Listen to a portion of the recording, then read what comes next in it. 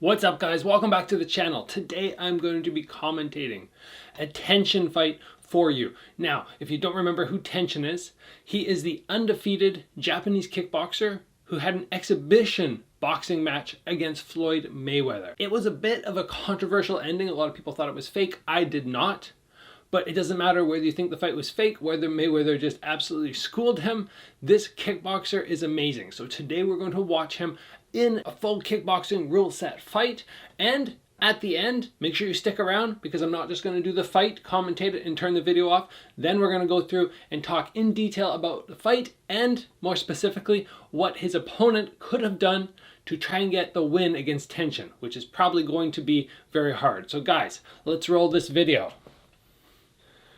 Starting off, his opponent, I believe the pronunciation is Kuzi, and it looks like his record is 28-13. So that's not great. And then we look at somebody like Tenshin, who I believe is 35-0 at the point of this fight. There's also a substantial age difference. Tenshin being 22, his opponent, I believe it said 31. So we've got not a massive mismatch in terms of age, because to me, being 36, 31, I was in the prime of my career. But the record, definitely for sure, 35-0 versus, half of your fights, or sorry, a third of your fights being by loss. Yeah, it's not looking great. Both these fighters are from Japan. And the thing I always note about Tenshin is he is just so creative, number one. But number two, he just has such a good control of the ring. Such good dominance within the ring, and that is very hard to overcome. It's very hard for people to get the upper hand in terms of ring control. So here we go. Let's see what happens in this fight. We're underway. We got the southpaw versus the orthodox. There's the classic southpaw versus orthodox kick. From that southpaw, just come off the back leg, blast it in. That works well because of the foot angle and how it knocks you off balance. It's hard to counter if you do not do things correctly. If you execute a nice cross block, drop your weight in correctly, and then throw the cross back, then you have a good chance. That was a nice little setup there from Tenshin. Again, he leads with the classic southpaw technique, which was that time the cross. He's just a fast dude. Just again, banging that left round kick in. Has interesting gloves, both of them in green. Nice head movement there from Kuzi. I hope I'm pronouncing that name right. I might not be, but that's what I'll be calling him throughout the fight. Oh, pretty hands there. So that's what you want to do if you're fighting somebody from a different stance. As soon as they let the kick go, just as Tenshin did, then you fire back with the hands. You need to make sure that when they throw that kick, they know it's dangerous and they don't keep doing it and doing it. Tenshin just feeling out there with that lead arm. You can tell once you start reaching, oh, nice head knee and body knee. And he just hucks him to the ground. When you start seeing somebody reach their lead hand out, chances are they're either trying to distract you or they're going to come with that jab up the middle. You have to be very careful. So a lot of times it's just better to reset. Take a step back. Another flying knee again. And just hucking him around. Kuzi is dropping his head a little too much, and Tenshin is just looking to expose that with those flying knees. You got to be careful dropping that head too far forward. Stay nice and high against Tenshin. Nice lead left hook there. Kuzi was coming with the round kick. He just beat him literally to the punch there. No pun intended. Nice jab.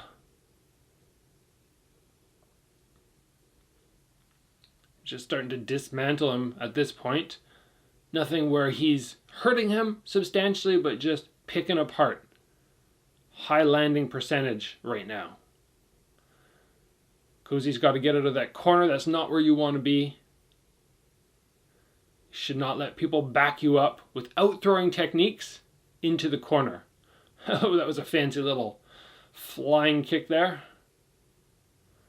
Most of the time, if somebody throws a flying kick, you are 100% safe as long as you don't make a mistake with your hand positioning. Just keep your hands up. Don't do anything. I know that sounds counterproductive, but it's really what you got to do. Don't expose your head by trying to reach for it. When you reach, that's when mistakes happen. Oh! Right in the clench there, it looks like Cozy forgot to protect yourself at all times. He took a split second off and he paid for it. End of round 1. What we are seeing there is just dominance from Tenshin. What we should be trying to see from Cozy is just trying to not let that dominance happen so easy.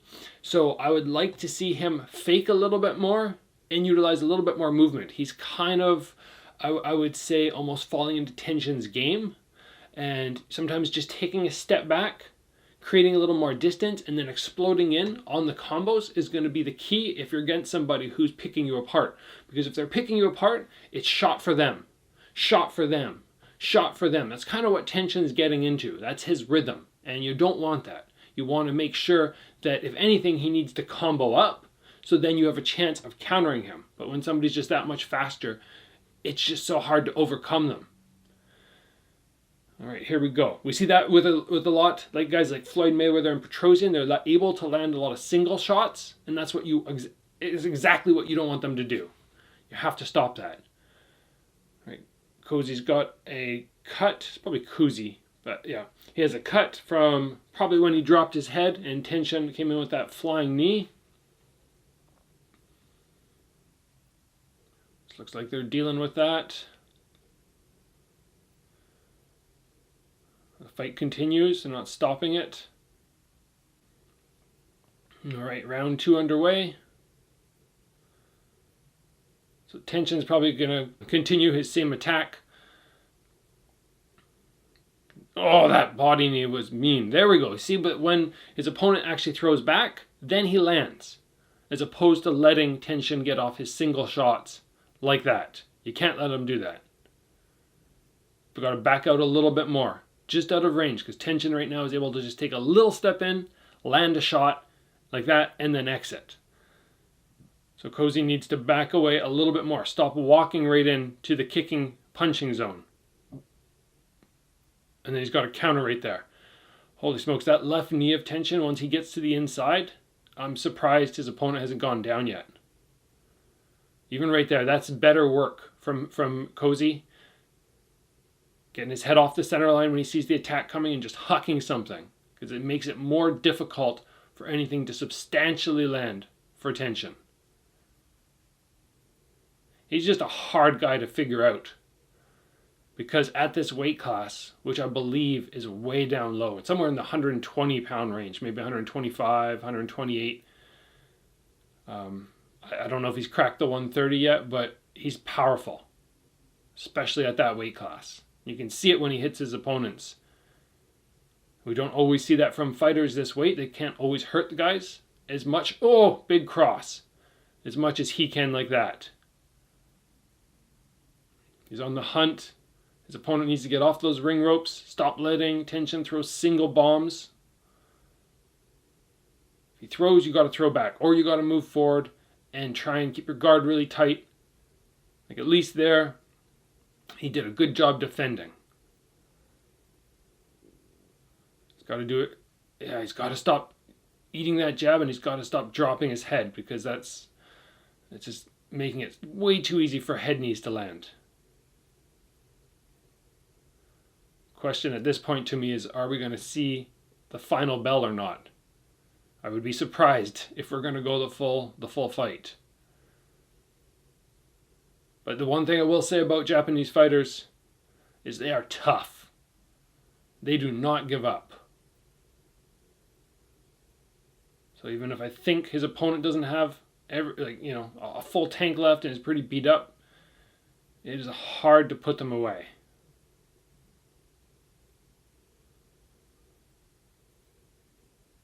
Yeah, those single shots, you gotta fire back on them. It's Tenshin, nice angle. He just takes that back leg, follows the direction of the heel, switches off to the side, basically opens the door with his shoulders.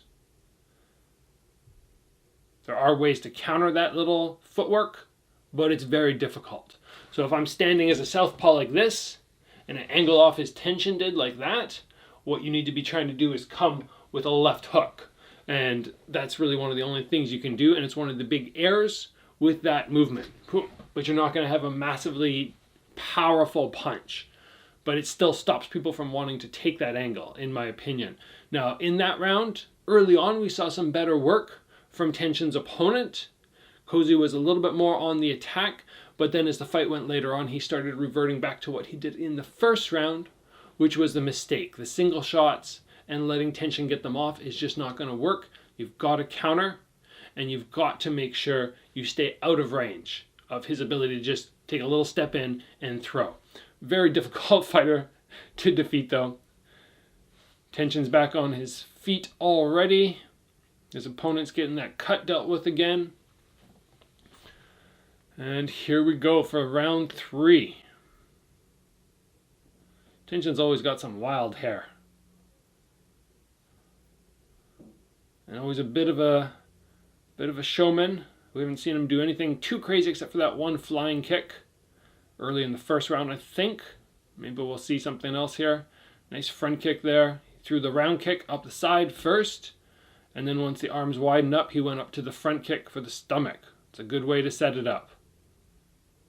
If you have somebody who's out jabbing you, and there's a fancy kick just after I said it. If you have somebody who's out jabbing you, they're just landing right down the middle, what you need to do is you need to get your lead hand in the middle of you and your opponent. I'll explain that a little bit more after the video, what I mean by that. It's a very important thing to know how to do and understand. Man, his opponent, Tenshin's opponent, is tough. He just gets a little wobble there. It might have been off balance, but oh no, he's just taking a beating at this point. That jab. I think that jab right from the get-go was a big problem because Tenshin's landed it and he uses it to set up that knee, which has just been demolishing his opponent. If he goes down low with his head, Tenshin goes high, and if he stays up straight, then Tenshin's annihilating his body, and everything else is stemming off that. So we will definitely be chatting about that as soon as this fight is done.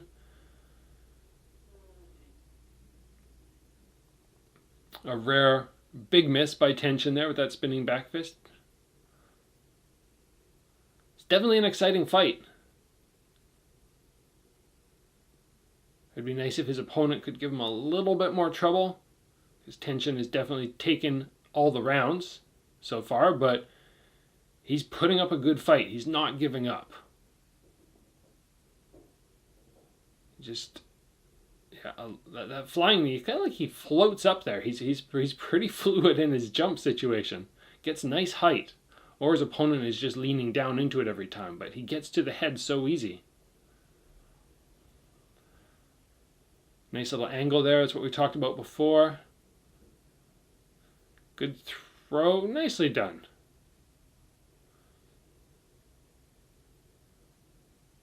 All right, coming down. Less than a minute left. This is a hard point for Cozy because if he wants the win, he has to get the KO. It's just a hard thing to do right now, but if you have 30 seconds left, you just got to go. It's not the style that I like to utilize in fights, where you just put everything in because it leaves you exposed to KOs. But this guy's showing some heart. He's coming forward. He's swinging.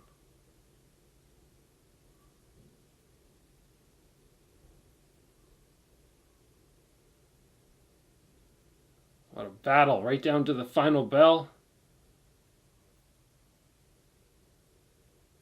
Wow. Good, exciting fight. That is what I like to see in kickboxing. Nobody taking any massive knockdowns, although there was some head impact for sure to Cozy, but technical fight.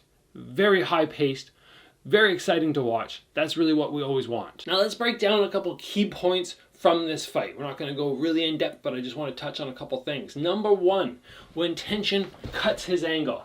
You can do this as a southpaw or an orthodox fighter. You just basically find the direction your heel is pointing on the back foot. Your front foot stays planted, or you can take a little step first and you just cut the angle. What you're doing there is you're getting your body off the center line and you're utilizing your shoulder to protect everything that would come in a straight line. The danger of this, obviously, if I'm facing towards you guys, is as I angle, if anything comes this direction, it's fairly hard for me to block. But because, if you guys can imagine, I'm standing right here, you're going to get 100% power. If I move to here, it's going to be much more difficult for you to create that same power. So cutting off on the angle might leave you slightly exposed, but you're out of the power punching zone, which keeps you a little bit safer. Now, also, I want to talk about the jab. I remember years ago, I was sparring with a boxer who was a southpaw, and his jab kept slipping down the middle. And I sparred with him, let's say on a Wednesday. And I just went home and I was like, shoot. He kept landing the jab. He kept landing it. His arms were super long. Like he was, I want to say like a 6'3" guy, and his arms were probably that much longer. So every time I would settle into the point where I'm like, okay, he's just outside my range, he'd snap the jab and I'd end up taking impact because I was holding my hands like this. When your hands are held like this, there's that hole up the middle. And what you have to do then is every time they jab, you're trying to catch their jab with your lead hand. But that requires reaction. Whereas the next day when I went back and I sparred, and I did much better with this guy, and it ended up beating him up the second day because I figured out, okay, my hand instead of being here, it has to be here. Now this involves you moving your hand off your face, which I don't always like doing, but it puts it right in the middle. Now when they throw, they keep banging into here. As soon as they make contact, you can fire back. Again, the danger being this side of the head is now open. So if they go for the jab fake and you go here, then the hook is exposed, or the hook can land. But they're going to be coming from here and they got to come really long with their hook. So it depends if they're able to do that. But in the instance of this fight, when somebody like Tenshin is standing there and he's bang, bang, the other guy should be going, okay, I got to get my hands from here to here. And I got to get that hand up the center. So it stops that jab from landing. Those are the big keys, which I feel like sort of allowed the fight to go Tenshin's way, and his opponent just not able to catch up at any point. There are so many other things that he could have done, like we talked about every time. He did it once, I think in the second round. When the punch comes, and whether he takes it or not, he just starts firing back. And if you are the slower fighter, where Cozy, or as Cozy was, if you're the slower fighter and Tenshin is just picking you apart, then your only real option is either to go first and throw combos or to counter back. And we saw that with somebody like Marquez. Marquez fought Pacquiao 4 times, and the reason he did so well is because he countered. When you counter the faster fighter in Pacquiao, you're able to have an opportunity to actually land, as opposed to waiting for Pacquiao to go and then exit, and then you try and go and exit. You're at a disadvantage because of your lack of speed. So Cozy should have recognized that and gone, shoot, I can't compete with this guy's speed for speed. So every time he punches, I need to get my head off the center line and then let my punches go. But again, easier said than done with somebody like Tenshin, who is 35-0. And to this day, I believe, still undefeated. So guys, that is it for the video today. If you would like to see me do another Tenshin video, another breakdown of one of his fights, let me know in the comments below. You can also let me know by giving the video a like, greatly appreciated. If you guys have not already, please join the channel and get subscribed. And as always, guys, train hard. I'll see you back here soon for another video.